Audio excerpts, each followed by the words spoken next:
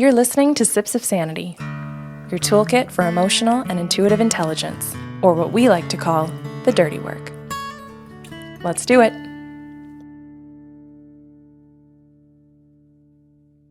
Hi, Kelly. How are you? I'm well. How are you? I'm good. Good.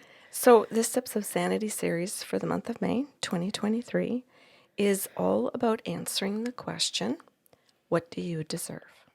Ooh, what do you deserve? And I want people to think, what do I deserve? Yes. Because we don't want you to feel like we're just talking at you. We want you to be asking this question of yourself. And as we go through this entire series, we want you to actually hear it and evaluate, do I believe that I deserve that? Yes, because this is going to what your core beliefs are about yourself. Yeah. And I'm not talking about, do I know I deserve that? I'm talking about, do I believe I deserve that? Because so many of us know better, but don't fundamentally believe that we deserve something. Yep. That's really good. So this particular show, which is the first in a series of 5, is going to be about why you should listen to this entire series. Because all of the reasons why are so important, and the reasons why have to resonate with you. You have to sit there and go, oh shit, yeah, that's me. And that will have you invested in the next 4 shows. Okay. So, and by the way, the other 4 shows can be found at patreon.com/the Sarlos. So let's jump into the very first reason. And the one that popped out at me, Kelly, that the guys presented to me first, I'll say, goes to what's going on right now in social media and how people of all ages, but in particular, young people, because they look at social media typically more than seniors, are learning what they deserve by watching social media, by watching people who are influencers, who may have absolutely no idea what we deserve that's healthy, and where these influencers, and I'm not trying to pick on any particular influencer, by the way, because it's not just them, it's other people as well, don't set out for us really healthy, good examples of what we deserve.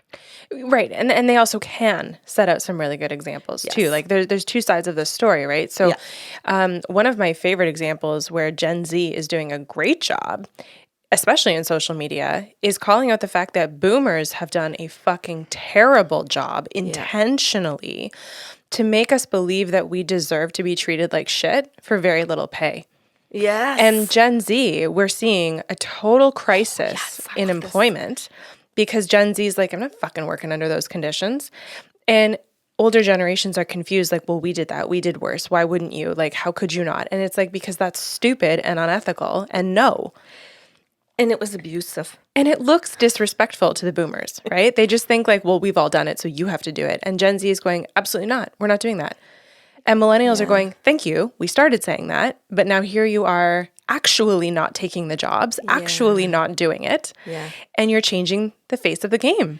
Yeah, especially at a time when older people my age, and I'll say older than me and younger than me. Yeah, you're on the tail end of those boomers. I am at 61 years old. I'm at the youngest age of them. They tolerated a ton of abuse from our parents' generation, who are in their 80s and 90s, who were in wars. Yeah. And who lived their lives coming back from war where they, and I don't mean every single one of them, but some of them came back and went into alcohol and went into all kinds of medications and stuff to cover their pain. I'm not saying they were assholes. I'm saying to cover pain issues.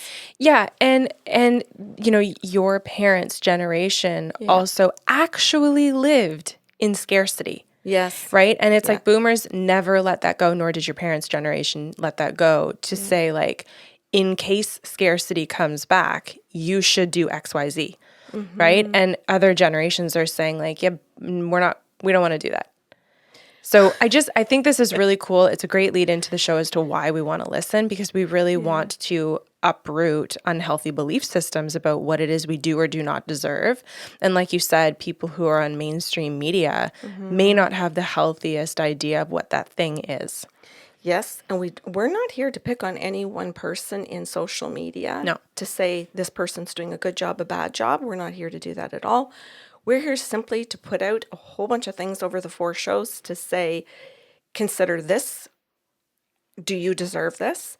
And what belief system do you have that drives that belief, whether you do or you don't? Nice. And what we want to do too is for you to sit there and go, I believe I deserve that. I'm trying to do that in my life. My husband stops me, or my wife stops me, or they stop Or me. the idea of my dead parent stops me.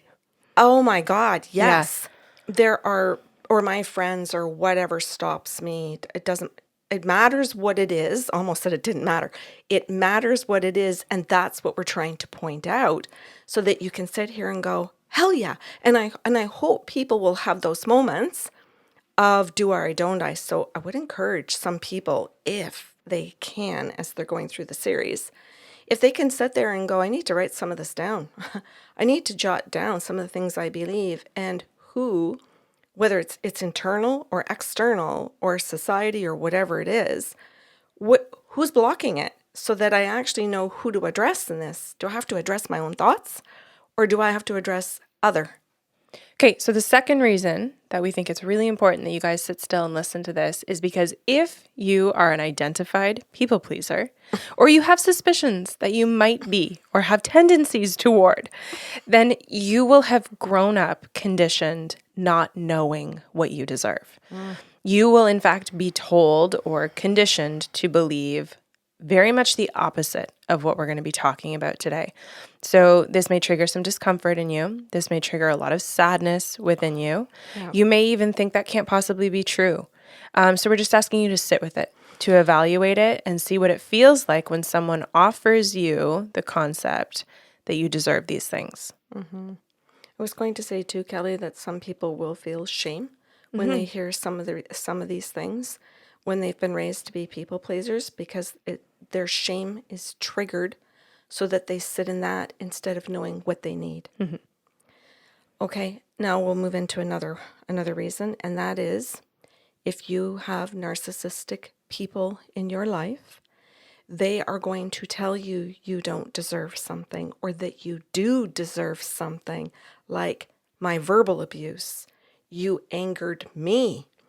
So there will be people that say you deserve unhealthy treatment or rules or behaviors, whatever it is, physical, emotional, all different aspects, where the narcissist feels their perception of reality is your perception of reality and that you have one and it's theirs.